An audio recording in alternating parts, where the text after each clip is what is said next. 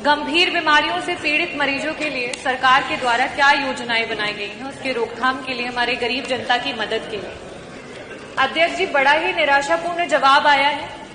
मुझे ऐसा प्रतीत होता है कि जब जब सत्र में पिछले 2.5 वर्षों में आपके विभाग के द्वारा जब भी प्रश्न पूछे गए हैं तो आपका एक सेम आंसर है कि हमने इतने जिला अस्पताल, इतने मेडिकल कॉलेज, इतनी डायलिसिस की मशीन, इतने एम्बुलेंस। अध्यक्ष जी, मेरा बड़ा ही स्पष्ट सा सवाल था, और अगर आपने ये बताया है कि आपके इतने जिला अस्पताल, इतने मेडिकल कॉलेजेस हैं, तो मैं इस सदन के माध्यम से जौनपुर से जो हमारा मेडिकल कॉलेज है उसकी कुछ पिक्चर है वो आपको दिखाना चाहूंगी कि जहां पे काला पानी तैर रहा है, जो बिल्डिंग्स हैं वो बनने से पहले खंडहर हो चुकी हैं, ये स्थिति है। और आप इसे गिना करके जवाब देना चाहते हैं कि आप अपने विभाग में क्या कार्य कर रहे हैं।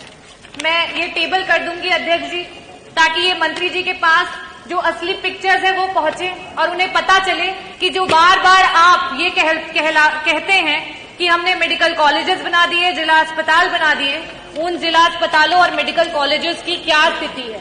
कुछ दिन पहले वहां के बच्चे धरना दे रहे थे, जिन्हें हम देश का भविष्य और आगे मेडिकल कॉलेजेस में एज ए डॉक्टर देखने वाले हैं। आज उनके पास ना शुद्ध पेयजल है, न बिजली है, न पानी है। हम मरीजों को क्या ठीक करेंगे मंत्री जी? हमारे तो डॉक्टर बीमार हो रहे हैं, कभी डेंगू, कभी मलेरिया और कभी जॉन्डिस से। ये स्थिति है अध्यक्ष जी। It is really shame for the UP health minister and the department of health ministry. और आज सेंट्रल में तीसरे टेन्योर के बाद भी अगर मेडिकल कॉलेजेस की ये स्थिति है, definitely a shame for this सरकार कि आप इस तरीके की स्थिति ला करके रखी है आपने। अध्यक्ष जी, जवाब में इन्हें ये देना चाहिए था कि गंभीर बीमारियों के लिए जो हमारे डॉक्टर्स होते हैं, चाहे वो पैलिएटिव मेडिसिन के डॉक्टर्स हों, चाहे आपके ऑन्को सर्जन्स हो, ऑन्कोलॉजिस्ट हो, गायनेकोलॉजिस्ट हो, न्यूरो एनेस्थीसिया डिपार्टमेंट के डॉक्टर्स हो, चाहे आपके कार्डियो सर्जन्स हो, सीटीवीएस के सर्जन्स हो, आपने कितने डॉक्टर्स को बढ़ा, कितने डॉक्टर्स को आपने बढ़ाया?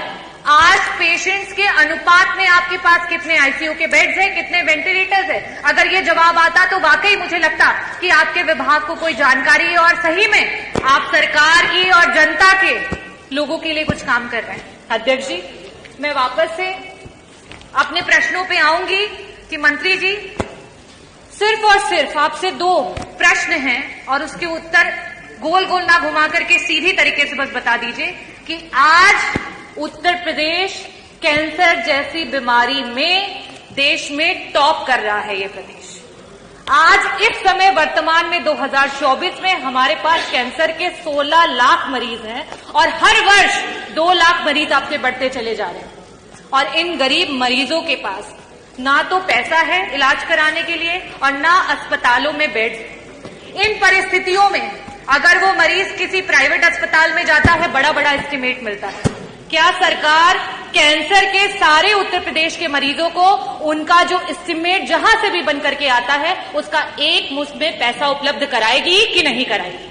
मेरा दूसरा सवाल है मंत्री जी कि आज जब आपने जवाब नहीं दिया कि आपके पास सुपर स्पेशलिटी के डॉक्टर्स कितने बढ़ गए हैं, पेशेंट्स के अनुपात में वेंटिलेटर और आईसीयूज कितने हैं, तो इन परिस्थितियों में जितने भी आपके प्राइवेट उत्तर प्रदेश के हॉस्पिटल्स रन कर रहे हैं जहां पे वेंटिलेटर्स और आईसीयू की सुविधा उपलब्ध है, उनको पीपीपी मॉडल पे, सरकार तो पीपीपी मॉडल पे बहुत काम कर रही है, जगह जगह पर आप इसके बारे में एडवर्टीजमेंट करते रहते हैं। तो आईसीयू और वेंटिलेटर, क्योंकि ये ऐसे मरीज होते हैं, ब्रेन हैमरेज के मरीज होते हैं, इनके पास समय नहीं होता है।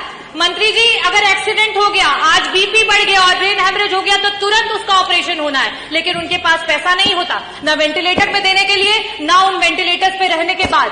तो मैं आपसे अनुरोध करना चाहूंगी कि पीपीपी मॉडल पे जितने भी हमारे प्राइवेट हॉस्पिटल्स हैं उनको ऐड करते हुए हमारे मरीजों को मुफ्त में इलाज और समय पर इलाज दिलाने के लिए क्या सरकार काम करेगी? बहुत बहुत धन्यवाद।